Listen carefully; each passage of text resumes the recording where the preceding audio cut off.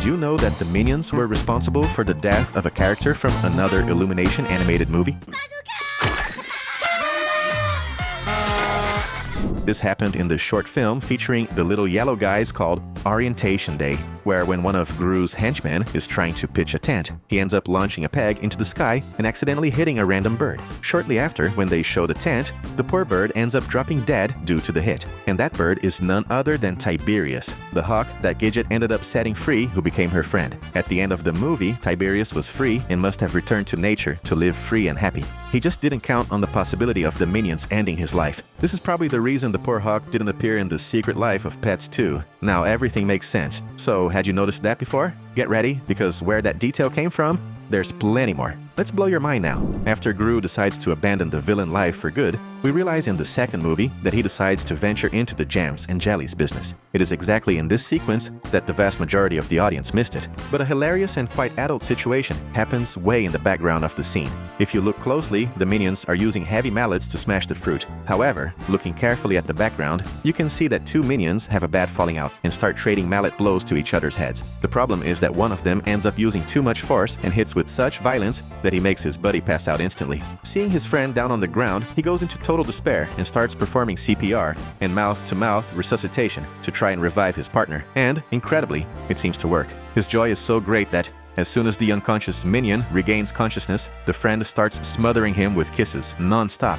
Ha ha ha. This scene was very likely a detail that went unnoticed by the kids, and only the adults caught. Moving on to the Minions solo movie, it seems Stuart has definitely embodied the spirit of a playboy surrounded by girls. Even after leaving the life of luxury in the British royal palace, he kept up this tycoon pose. The undeniable proof of this happens when the three main minions go to sleep in Gru's room. The little boss lets Bob stay in his bed, and the others follow right behind. But notice that Stuart is wearing a very specific burgundy robe. This is a direct and clear reference to Hugh Hefner, the legendary businessman, founder and owner of the Playboy Mansion. For those who don't know, Playboy was a magazine aimed at an adult audience created in the 50s. Yes, we are talking about that famous magazine that featured provocative photos of women and had editions every month. Hugh Hefner was so filthy rich that he lived in a mansion full of Playboy bunnies, the models who graced the magazine covers. In other words, the adults realized that Stuart still felt like the owner of the mansion, surrounded by his bunnies.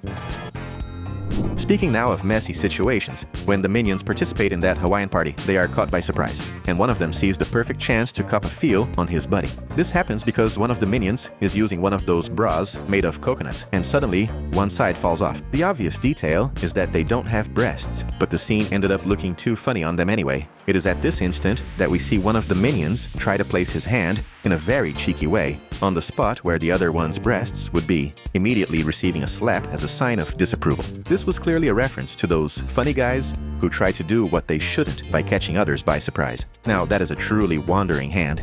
Do you remember that beach scene in Despicable Me 2, where all the minions are enjoying moments of joy and fun by the sea? Well, we noticed another quite unusual moment there that can be considered pretty adult. We can observe one of the minions dressed in a French maid outfit, but only the most clinical eyes notice that, right behind her are Kevin and another minion. Kevin is there, sliding his finger on the ground with a bored face. But suddenly, he looks at the other minion with an expression of someone who just had a brilliant idea. This suggestive look can be interpreted in several very different ways, if you catch my drift.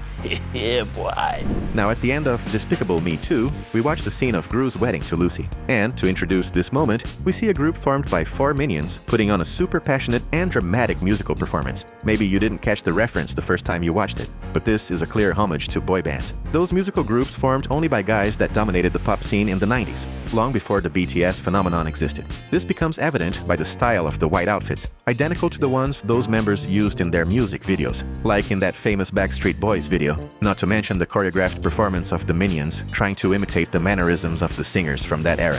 For sure, many moms and dads felt huge nostalgia and remembered that phase fondly. Back to the Minions movie, when Stuart met his first yellow fire hydrant. Ha ha ha ha ha ha. This is something that will be marked in his memory forever. The funny fact is that in this scene, it becomes clear that because the hydrant physically resembles someone of his species, he starts hitting on and using pickup lines on the object. Up to this point, everything is normal, but the truly adult moment occurs when he is relaxing in the bathtub inside the palace and, completely out of nowhere, 2 hydrants appear beside him.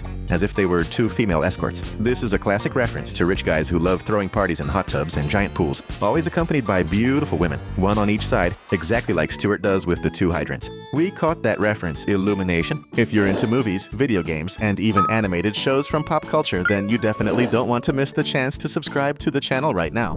In Despicable Me 3, when the minions go to prison, they end up dominating the place and become the most feared characters inside. There is a sort of unwritten rule that everyone in jail needs to have at least one tattoo to command respect and show that they are tough. Because of this, the minions organize a line to get tattooed. Except, at that moment, one of the minions simply pulls down his pants and asks for his tattoo to be done right on his butt. The adults instantly caught the irony of the situation after all. Even though it's a tattoo, if it's done on the butt, it doesn't convey even a little bit of the dangerous and aggressive image typical of convicts. Remembering, in the same movie, when the brothers meet, we see that Gru and Drew are total opposites. Drew is hairy and extroverted, while Gru is bald and more reserved. When Drew starts introducing himself to the family members, he starts with Lucy, Gru's wife. He grabs her by the arms in a very expansive way, and even holds Lucy's ankle, something most people didn't see, but Gru definitely noticed, because he was staring daggers at his brother's hands on his wife's ankle. This was, without a doubt, the instant Gru felt that pang of jealousy toward his brother. And we adults know exactly what that feeling is like. But in the end, they understood each other and everything turned out fine. Let's take as an example the exact instant Gru meets Drew. Initially, he is super happy with the news, at least until the second his twin brother decides to take off his hat and show off his long silky blonde hair in the wind. We can clearly notice that immediately, Gru's facial expression transforms completely. This is that quick moment that we all identify as pure envy, highlight on screen, mainly because male pattern baldness is seen as one of the biggest sources of worry and sadness for many men. With all certainty, Gru imagined that Drew would have a smooth, bald head just like his. So this hairy surprise made him feel, at least in the beginning, strong envy of his brother. Luckily, he managed to get over this hair trauma, and they became great friends afterward. This is definitively one of the most adult and relatable moments in the Minions and Despicable Me movies. Going back to talk about Gru and Lucy's wedding party, there happens a very well-hidden scene that only adults noticed, and that is somewhat heavy. At a certain moment, while the party is in full swing, we see that Gru's old blind date is present at the venue, and right behind her are some minions. If you focus your vision only on them, you'll realize that two are exchanging knowing glances and whispering about the lady.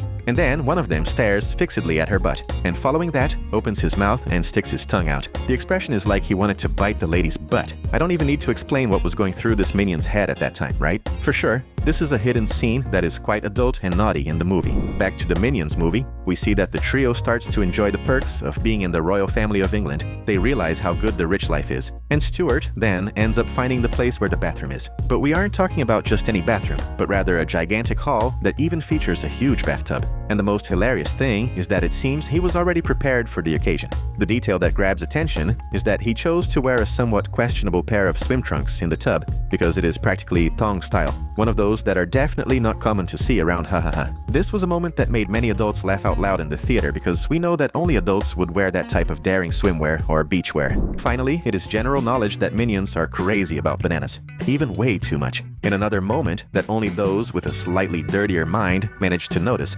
happens when a minion is floating calmly in a floaty. Simply out of nowhere, he pulls out a banana, as if it were stored or lying on top of him, between the minion's body and the floaty. The big mystery is that the type of floaty he is using has a hollow center, meaning it has no bottom. So the question that remains in the air is, where was that banana hiding? In some back pocket of the minion? This was, most certainly, a visual joke that was quite dirty and subliminal that few adults caught in the moment. For those who are a bit more experienced or simply love old school classics, there is a sensational musical reference at the party that harkens directly back to the nostalgia of the 70s and 80s. The soundtrack chosen by DJ Minion to close the party with a flourish is nothing less than YMCA, that massive hit by the group Village People that blew up the charts back in 1978. It is worth remembering that this group became famous worldwide for wearing very extravagant costumes and outfits in their music videos, which is exactly what the Minions do here, imitating the look of the band members while the music plays on. This was, without a shadow of a doubt, one of those references that only the older crowd caught right away.